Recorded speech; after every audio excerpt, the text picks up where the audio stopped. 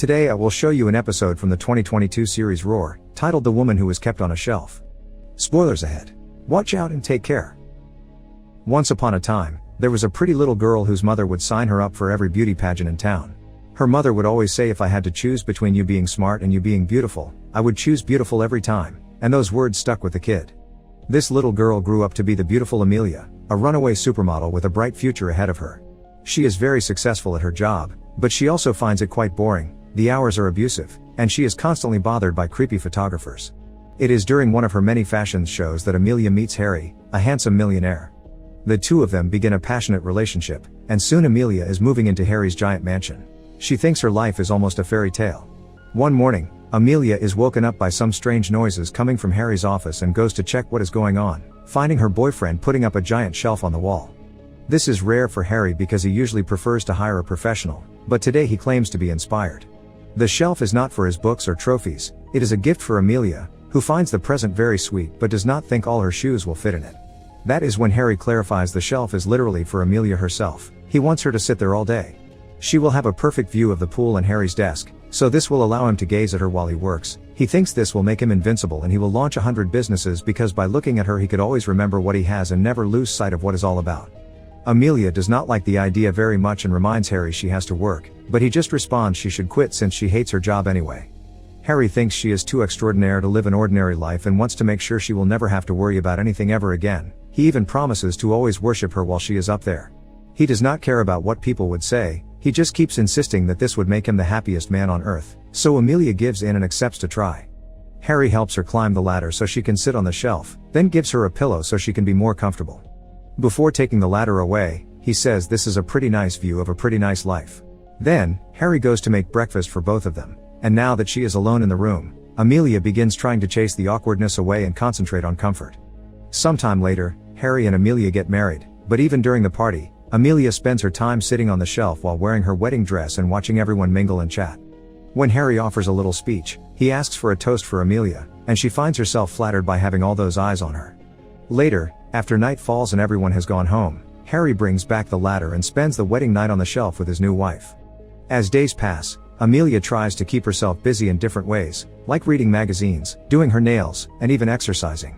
The hard breathing noises she makes while working out distract Harry from his business phone calls, but he does not mind. In fact, he claims it is his business that distracts him from her. Harry also brings her lavish presents almost every day, like gorgeous flowers, sparkly jewelry, and delicious chocolates, wanting to celebrate even foreign holidays. Sadly, the initial excitement soon begins fading off. Staying on top of the shelf is incredibly boring, and not even the maid will chat with Amelia outside basic questions. This life robs her of independence, autonomy, and free will. Harry starts paying less attention to her too, only stopping by to blow her a kiss before leaving and not bringing her presents anymore. He does not even notice the beautiful dresses Amelia puts on just for him, and now he is also annoyed by any noise she may make while he works, so he will ignore her attempts to start a conversation and will not even allow her to hum a little tune either.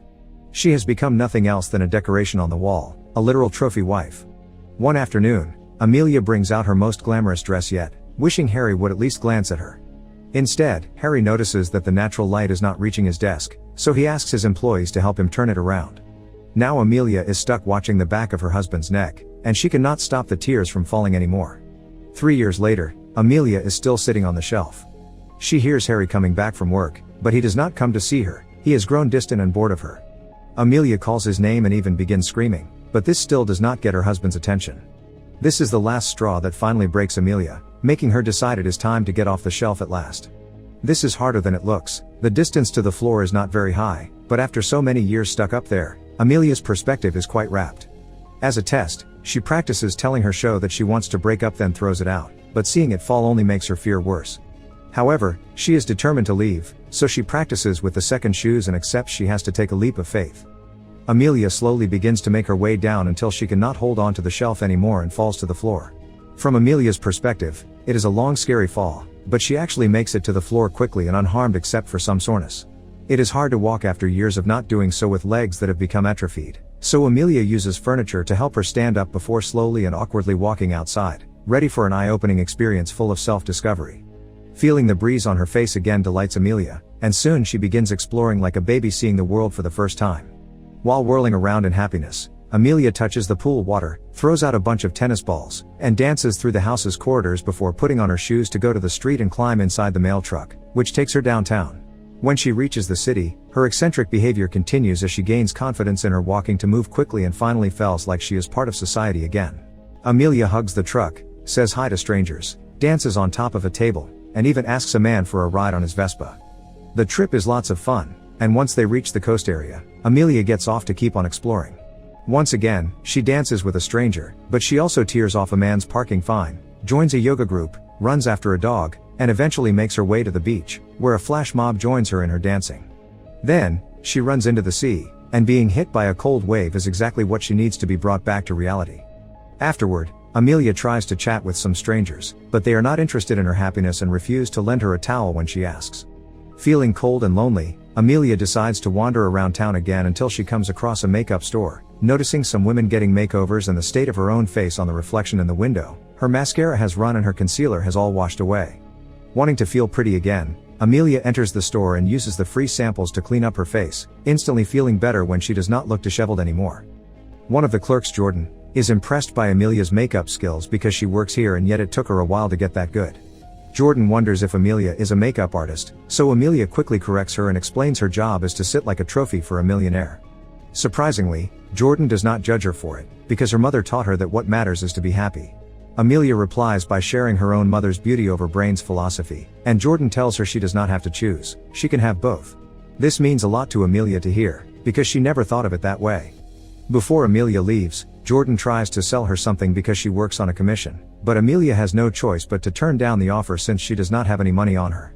Moments later, Amelia goes back home and stares at the shelf for a while. After some hesitation, she grabs a fire poker and begins hitting the shelf to destroy it. It is slow at first because destroying such big things is always scary, but soon it begins feeling extremely satisfying, so Amelia begins smashing more quickly until there is almost no shelf left. 1 year later, Amelia opens her own makeup store with her name as the brand. It is a big success, and there are always long lines outside waiting for their turn. But even at the store, Amelia repeats old patterns. She sits on a shelf with a neon lit sign above her that reads "Let everyone look," intending to be a sample of how she is both very beautiful and smart enough to handle her own business. However, when clients come by to say hi to her and call her pretty, they do not stay to hear how she is more than that. Amelia continues to be another cog in the beauty wheel designed to belittle women, nothing else than a living trophy. Make sure to subscribe and turn on notifications so you can watch more videos like this. Thanks for watching.